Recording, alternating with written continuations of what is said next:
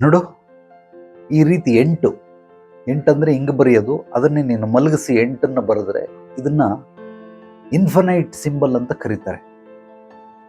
ಅಂದ್ರೆ ಇದೊಂದು ಲೂಪ್. ಇದು ಲೂಪ್ ಅಂದ್ರೆ ನೀನು ಎಲ್ಲೇ ಹೋದ್ರೂ ಮತ್ತೆ ತಿರ್ಗಾ ಅಲ್ಲೇ ಬರ್ತೀಯ. ನೀನು ಎಲ್ಲಿಂದನಾದ್ರೂ ಶುರು ಮಾಡು, ಹೇಗೆ ಮಾಡಿದ್ರು ತಿರ್ಗಾ ಬಂದು ಅಲ್ಲೇ ನಿಂತ್ಕೊಳ್ತೀಯ. ಅದೇ ರೀತಿ ನಮ್ಮ ಮನಸ್ಥಿತಿ ಕೂಡ ಒಂದು ಲೂಪಲ್ಲೇ ಸುತ್ತಾ ಇರುತ್ತೆ.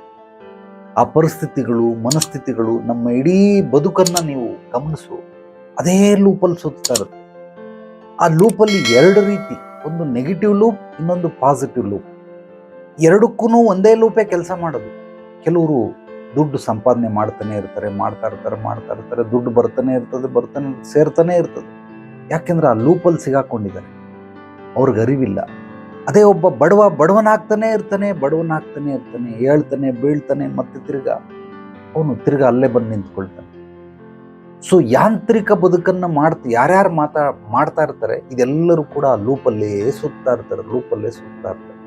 ಅದನ್ನ ನಿನ್ನ ಗಮನದಲ್ಲಿಟ್ಟು, ನೀನು ಅಷ್ಟೇ ಆ ಒಂದು ಲೂಪಲ್ಲೇ ಸುತ್ತಾಡ್ತಾ ಇರೋದ್ರಿಂದ ಏನನ್ನೂ ಮಾಡ್ತಾ ಇಲ್ಲ. ಅವನು ಯಾಕೆ ಹಂಗೆ, ಇವನು ಯಾಕೆ ಹಿಂಗೆ, ಇವ್ರು ಯಾಕೆ ಹಿಂಗೆ, ನಮ್ಮ ಯಜಮಾನ್ರು ಯಾಕೆ ಹಿಂಗೆ, ನನ್ನ ಮಕ್ಕಳು ಯಾಕೆ ಹಿಂಗೆ, ನನ್ನ ಗಂಡ ಯಾಕೆ, ಹೆಂಡತಿ ಯಾಕೆ ಹಿಂಗೆ, ಬರೀ ಇದೇ ಲೂಪಲ್ಲೇ ಸುತ್ತಾ ಇರೋದ್ರಿಂದ ನೀನು ಅದೇ ಲೂಪಲ್ಲೇ ಇರ್ತೀಯ ಹೊರತು ಎಲ್ಲೇ ಶುರು ಮಾಡಿದ್ರು, ಎಲ್ಲೇ ಹೋದ್ರು ಕೂಡ ತಿರ್ಗಾ ಅಲ್ಲೇ ಬಂದು ನಿಂತ್ಕೊಳ್ತೀವಿ.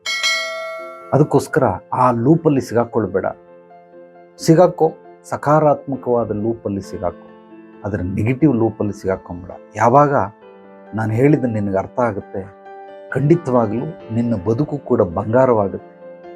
ಯಾವಾಗ ನಾನು ಹೇಳಿದ ನಿನಗೆ ಅರ್ಥ ಆಗೋದಿಲ್ಲ, ಆ ಇನ್ಫನೈಟ್ ಸಿಂಬಲ್, ಆ 8 ಮಲಗಿರುವಂತಹ 8, 180 ಡಿಗ್ರಿ ಇರುವಂಥ 8 ಆ ಲೂಪಲ್ಲೇ ಸುತ್ತಾಡ್ತಾ ಇದೆಯಾ, ಆ ಮನಸ್ಥಿತಿಗಳು ಅಷ್ಟೇ ಆ ಲೂಪನ್ನು ಕ್ರಿಯೇಟ್ ಮಾಡಿಬಿಡುತ್ತೆ. ಆ ಲೂಪನ್ನು ನಕಾರಾತ್ಮಕವಾಗಿ ಕ್ರಿಯೇಟ್ ಮಾಡೋದಕ್ಕಿಂತ ಸಕಾರಾತ್ಮಕವಾಗಿ ಕ್ರಿಯೇಟ್ ಮಾಡ್ಕೊಳ್ಳೋದನ್ನು ನೀನು ಕಲ್ತ್ಕೊಳ್ಬೇಕಾಗುತ್ತೆ. ಇದೊಂದು ಅದ್ಭುತವಾದಂತಹ ಕಲೆ ಮತ್ತು ವಿದ್ಯೆ.